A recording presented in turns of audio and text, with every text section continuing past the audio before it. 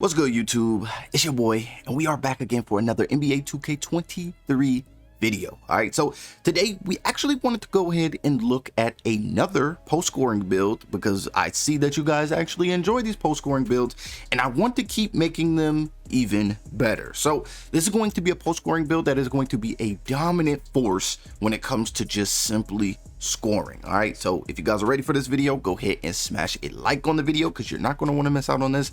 And if you're new here, make sure to hit the subscribe button, also ring the bell. All right, so this post scoring build is not going to come out as like a post score, but it's going to come out as a 3-level score. So just by saying that, you already know that we're going to be dominant inside the paint, of course, because we were aiming to be a dominant post scorer. But not only that, we are also going to be able to shoot the three and also dominate from, you know, the mid-range area. So the mid-range and the three ball is something that I wanted to add on here, and it's just going to make this build even more dominant because you really don't know what I'm going to be doing next. Okay, as a post scorer, you don't want to be, you know, a one-trick pony. I mean, you can paint match if you want, but just the ability to shoot is going to make this build so much better. So let's go ahead and get straight into creating this build. So for the position, we actually went with a center. I know you can go power forward if you really wanted to, but we wanted to go for a little bit more of the height. So yes, we will still be having the post hook in our arsenal and all that other stuff because we are a post scorer. So we want to still go crazy. So center is where we went. We went right-handed, and then the jersey number is completely up to you. Now, when it comes to our body settings, I had to really manipulate this to a point to where like I could get some of the key badges that I wanted. So one thing that I really wanted was I wanted posterizer, and I wanted posterizer on silver opposed to having posterizer on bronze. So what I had to do to get everything that I wanted was I had to go with the height of a 7'1". And then for the weight, we actually had to minimize the weight a little bit just to get what I wanted because our driving dunk was too low to get that silver posterizer. So we went with a weight of 225. Okay, after we hit 225, our wingspan, we wanted to make sure that we can still be a really nasty force out there. So we wanted to be able to space the floor and all the other stuff. So for our wingspan, we went with 7'6", and then for our body shape, we went with built. This is the first time, well, maybe not the first time, but it's very rare that I go built. But yeah, we definitely went built. But as you guys can see, the driving dunk, we needed that to be high enough to even get the badge that I want. So we're actually going to go and look at that right now. So when it comes to our finishing, our close shot, we are going to be a post scorer. So our close shot, you see the badges that it you know messes with. So our close shot, we're going to go with an 85, just so we can sprinkle in those gold and Hall of Fame badges. Our driving dunk, or our driving layup, is going to be an 80.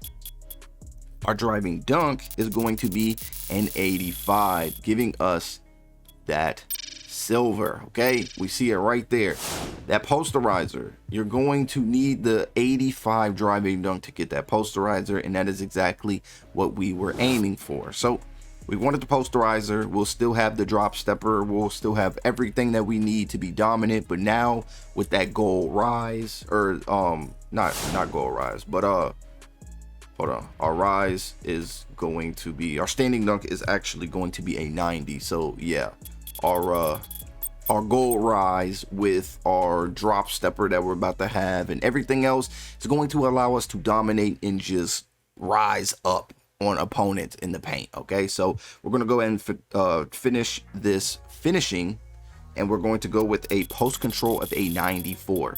Now the reason why I went with a post control of a 94 is, of course, all of these Hall of Fame badges, but not only does this affect our finishing, but it also affects our playmaking as well. And as you guys can see, we are going to receive that gold quick first step, and that is pretty much why we did this. Okay, gold quick first step and all that. So when we use our post spin technician and all that other stuff, you know, going crazy out the triple threat, we'll still have that gold quick first step. But now when it comes to our shooting, we wanted to kind of round this build out even more so that we can be a threat when it comes to being a scorer. So For our mid-range, we went with an 80. I feel that this is way more than enough than we actually need, but I will gladly take it.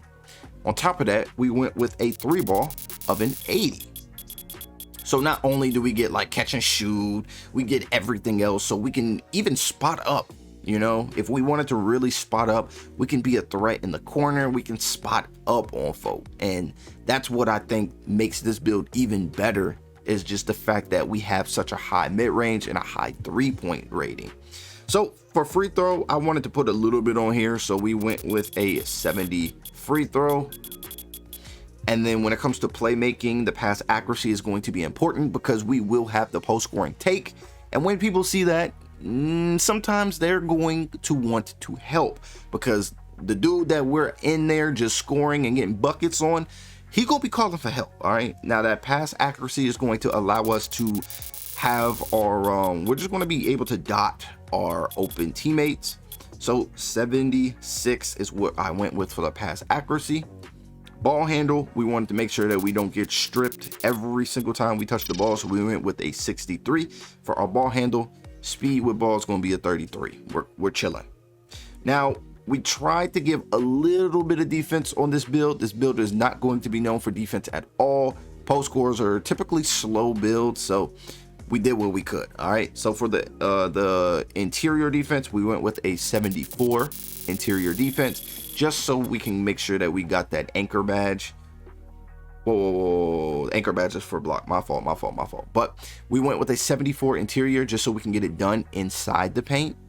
And we're trying to play a little bit of defense. We're not going to be defensive gurus, but we definitely did make sure that we had the anchor badge and all the other badges that it would definitely take for us to even be noticed as not even a defender, but hopefully as an opponent in the paint, because we're not trying to just give up stupid points. But perimeter defense, we went with a 37.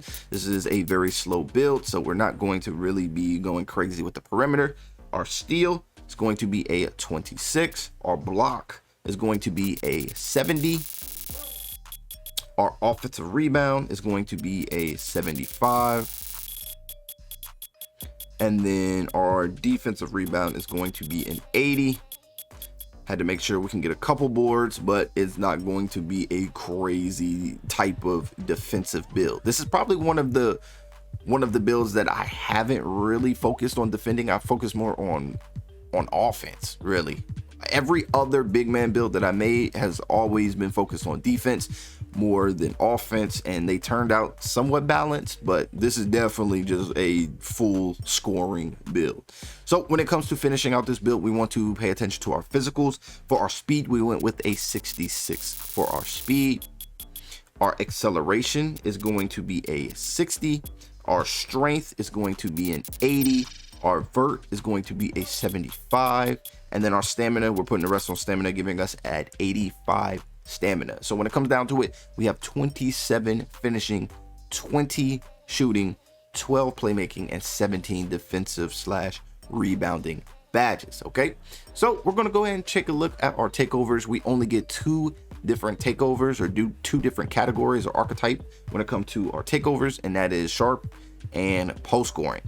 For here, honestly, I would just go double up on the post shot daggers and just get the benefits of having the same takeover twice.